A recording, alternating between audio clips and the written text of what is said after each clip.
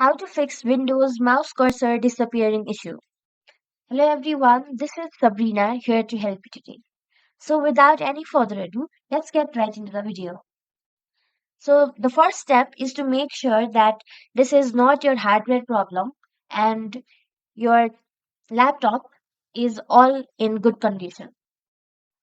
So after you check that, what you will have to do is the next step is these three shortcuts. So first, press Fn and then F3 at the same time.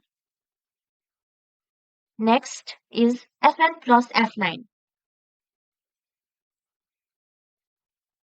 After that, the next one is Fn and F11. So try these three shortcuts or three keys and your problem should be fixed. So that's it. Thank you for watching this video. Make sure to like, share and subscribe to our YouTube channel. If you got any questions, comment them down and I'll catch you in the next one.